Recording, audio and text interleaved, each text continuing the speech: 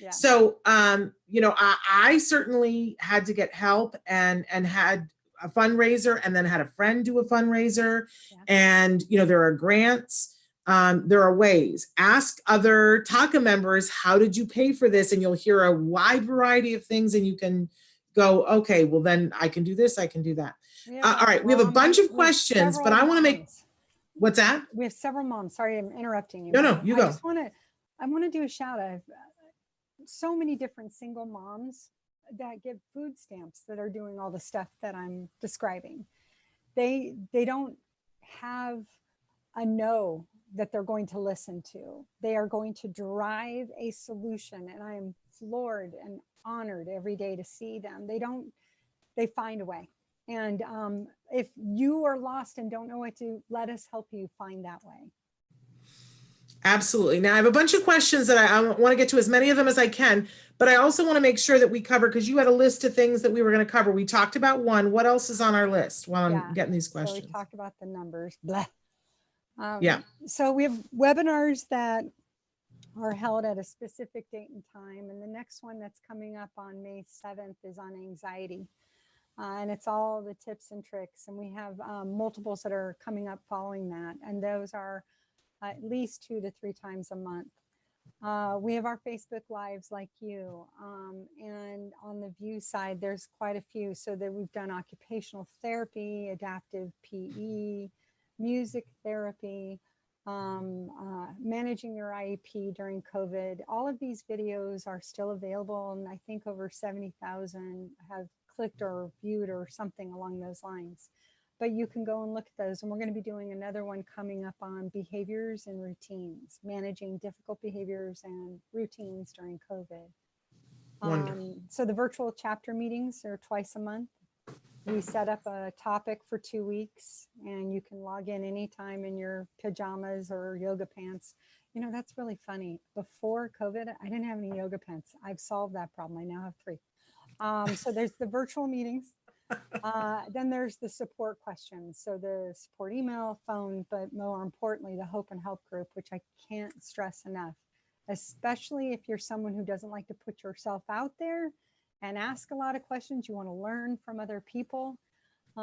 It's the greatest group and the most giving folks. And it's got a lot of tools there to support you, managed by some great folks. And we're going to be putting the links to those in the chats on the different sites. So be looking for that. We have a COVID toolkit, a homeschooling toolkit, and there's even how to get your kid to wear a mask in public, social story, you know, visuals, etc. So, I mean, everything that you want to know about COVID, but we're afraid to ask, and it's being updated regularly. So if you saw it when we launched it on March 13th, it's been significantly updated and read thousands of times since. Sorry, I'll shut up.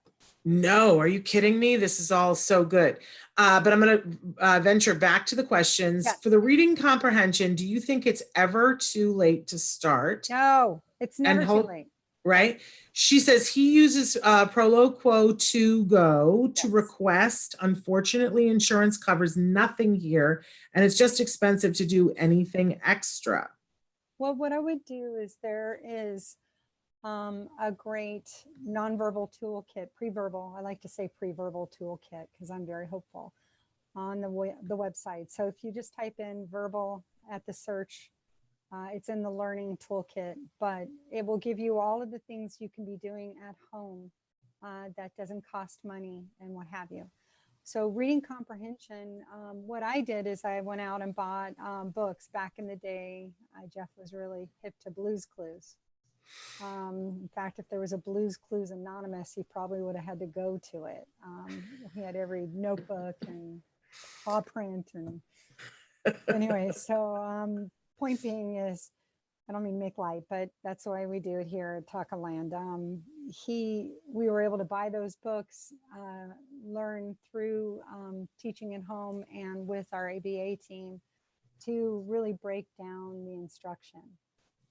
It was, you know, what color is the dog? That's starting reading comprehension. What's the book about? What's the title of the book? You know, and be prepared to, I'm going to ask you questions about the book. And it's a whole how-to, again, self-directed. In fact, that article I think I wrote, God, 150 years ago, feels like now, but you can do those two things. And so for that mom, I would go and look up the verbal toolkit, which is all free, and type in comprehension as the second search to find the toolkit, and just presume competence and move forward. And if if it's not working, find a different way. Don't try the same thing over and over. Try to find the motivation for your kid and try to find a different way about approaching it. Speaking louder doesn't always necessarily get that point across, and I'm again guilty of that. Been there, done that. Sorry. Somebody wrote in and said, I still can't live without gluten and dairy. I feel you, Shannon, LOL. I need to do it too, and I'm frozen in the headlights. I just want to say to you that, I've been gluten-free for decades because I have a wheat allergy, but I am now dairy-free for, 6 years now. It's such a bummer. It's such a, I mean, like, I miss my yogurt. I miss my cold and creamy. I also, because I went, because you said to me, I'm allergic, I went and I got the test, and I was pretty sure it was going to come back. But the thing that really, this is how the conversation went. They called me and they were like, we need to talk to you about several things that you're allergic to. I was like, yeah, okay. And they went, well, first of all, you're allergic to beef and pork. And I went, okay, doesn't matter. I don't eat beef or pork. And they went, oh, okay. Well, a lot of times people are hysterical when they hear that. And I said, no. And they said, well, you're allergic to milk. And I was like, oh, okay. Lisa's right. And then she said the horrible thing. She goes, oh, and you are allergic to bananas and need to stop eating bananas right away. And I went, no, not my bananas. And she went, boy, this conversation did not go how I thought it was going to go. Right? I was so happy. My allergy panel came back. I was allergic to kale. Score! Oh my goodness. How do you get that? I want that. But everything. Oh, no kale. Your advantage. No kale for Lisa. Poor thing, you. I love all vegetables, but kale is a little bit on the fence there. Yeah. But if you go to the Taka site and go to the diet section, you can find all the different ways that you can be gluten-free and dairy-free. And I have to tell you, on our website, Lisa hosted recipes for us. We called it What's Left. And she makes some of the best things in the world. You won't want the dairy and the gluten. You won't even notice that you're missing them. And there's everything. There's, you want to make a main dish, you want to make a side dish, you want to make a dessert, because she's an amazing good cook. And your child was gluten-free, dairy-free. And so Jeff would, you tell it, but Jeff would say, I want you to make X, Y, or Z, right? Yeah, the son of a biscuit watching TV. He saw a major pizza company advertise a calzone. And he looked at me and he's like, I want that. I'm like, son of a, but I made it. We call it a pizzone. So that's also on there. And basically, my son would come to me and say, look, I really want to try that, or whatever that is. And we would find a way to reverse engineer it from Betty Crocker to whatever. But point being is, I know personally, I used to get sick 7 to 8 times a year. I was at least 25 pounds heavier. And I had trouble sleeping. I was going to the doctor more often, taking antibiotics more often. Doesn't mean my health is perfect today, but I have less chronic health issues. I like to say I'm a lot lighter in my steps now than I was. So I feel like it's just been a healthier adjustment. And both my husband and I say on a regular basis, Jeff probably saved our health as well. There you go. I want to give a shout out to the person who wrote to us from Brazil, from Sao Paulo. They want us to know that they are Japanese and that the person says, I am autism, and says, sorry, my English is not what I would like, but they like this live show. And so we're so thrilled that you are here. Yay. Somebody wrote it in and said that they have a 2-year-old and 10 months who's on the autism spectrum. and he lines up whatever he can get a hold of Right. and keeps watching it, but not when he is stressed. What kind of sensory input is he seeking from it? You know, whenever I see kids lining up, they're just trying to organize their world and do something that they can have control over. And often any type of repetitive movement or repetitive gesture like that, I want to find out what's going on, both medically and then employing some applied behavioral analysis, ABA. We want to find ways to show, play, give appropriate tools, and take that to a constructive place so they can learn and have observational learning and what have you. So I think for a kid who's lining up, I also want to look, to co-infections like yeast, stress. There's a lot of different things. And again, it's not every kid, everything the same way, but I know that when my kid got more vocally stimmy and OCD, compulsive on a cupboard being open and shut 3 times before he walked by it, going the same way home from school, things like that. Almost always there was something of an overgrowth that could be easily tested and treated. The applied behavioral analysis just helped teach the skills that, kids want to learn. Once they learn it, then they can acquire these other things that they're going to need for the rest of their lives. Yeah. Somebody wants to know, are teachers welcome in TACA? This individual teaches K-3 with students with autism. Absolutely. So come on down. They want you. We love anytime. In fact, teachers who want to come and hang out with us, we love it. We worship our we surely miss our teachers right now. Don't we? Hasn't everybody realized how much they should be being paid right now? Well, there's that one meme. You lied. My kid is not a delight to have in school. That was my favorite. I love it. Our guest from yesterday, Maya, wants to know, actually that might be a different Maya, I'm not sure. They want to know, they say, I know that there are people on the spectrum who can't wear a mask due to the itchiness. Yes. But there are different masks, right? Yeah, there's a whole set. Again, there are masks that the CDC recommends that will protect you. And then there's the mask that will allow you to walk in a store. I found, again, the N95, I'm not the CDC, but the N95s are the ones that give you the most protection from viruses and bacteria. The other masks that are out there that allow you to get in the store mostly protect other people from you, not people to you. So I'm a big fan, and people laugh at me.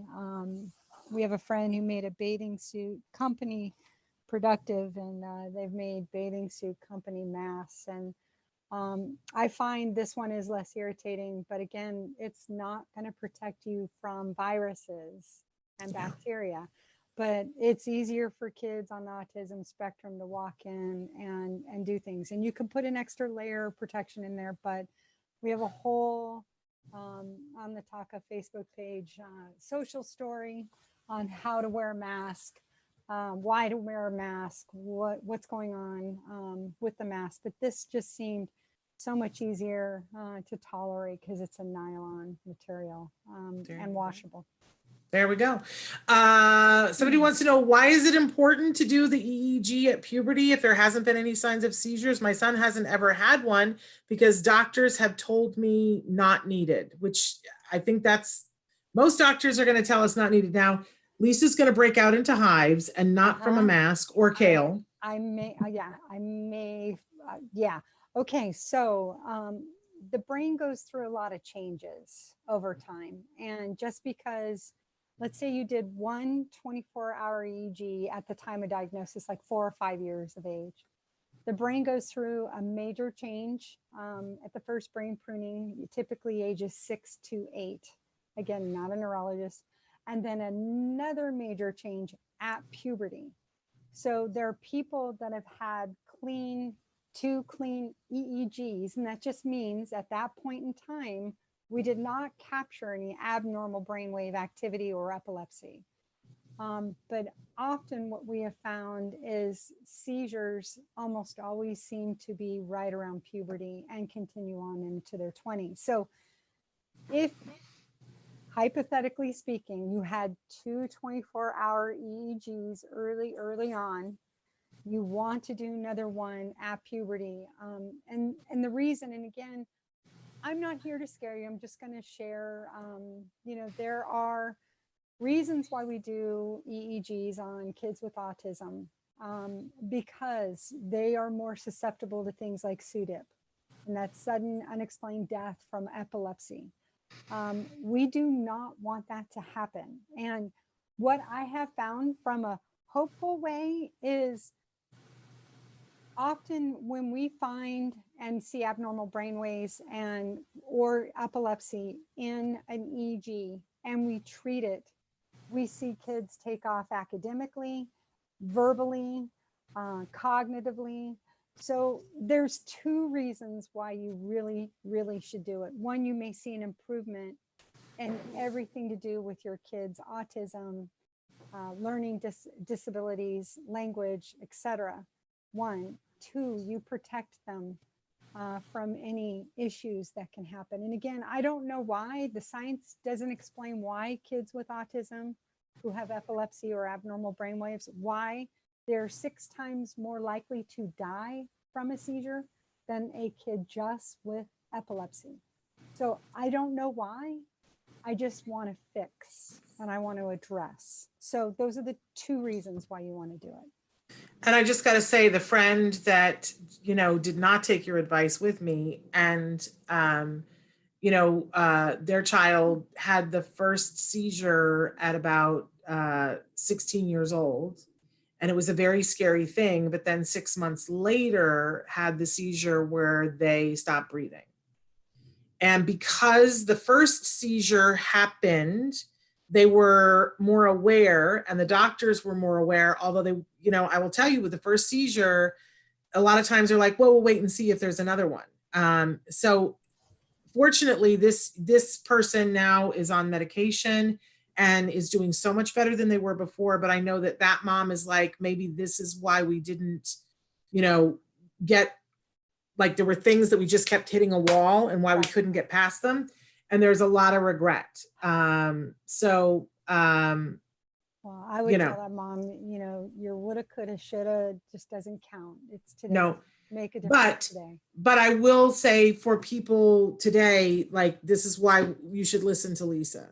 Because Lisa's smart and Lisa knows what she's talking about. I would love to be wrong on this topic. I know. Love to be the wrongest or wrong. I would love for children with autism or adults to never experience seizures. But I mean, abnormal brain waves are probably over 70% right now. It depends on what study you want to look at. And if we can normalize that, learning happens, conversations happen, healing happens, therapies that you're putting in your kid and every day doing start to make more progress. So please. Yeah, get the EEG. Okay, we're totally out of time. I told you we were not going to have enough time, and I meant it, and it was. How did that happen? I know, an hour just swung by, and I just can't thank you enough, Lisa, for all the work that you do, and for being just an awesome example of a person who cares and a mom who cares, and what you've been able to do for our community is just breathtaking. I hope you have the best Mother's Day. I know that it is not what it would have been if we weren't in this current isolation situation, but I hope that it is still the most wonderful. You deserve it. You're part of our salute to moms this week. You're amazing. Again, go to takanow.org to be hooked up with all of the things that Lisa was talking about. It's there. Become a member. Sign up and become a member of Taka so that you get all the benefits of that and learn everything that you can, but be a part of that tribe. You'll never, ever be sorry. Lisa, thank you. Give our love to everybody there, okay? And happy Mama's Day to you, Shannon. You're awesome. Adore you. I adore you. Mama's Day to everyone out there. Yes. Whatever you're dealing with, this too shall pass. So hang tight. That's right. Hang tight. All right, we'll be back tomorrow with Ask Dr. Doreen. Dr. Doreen Granpeesheh will be here. Until then, give your kiddos a hug from me and one for you too. Bye-bye for now, you guys.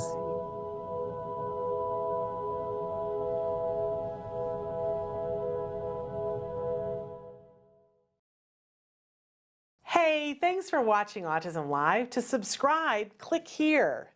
And if you'd like to check out some more of our videos, click here.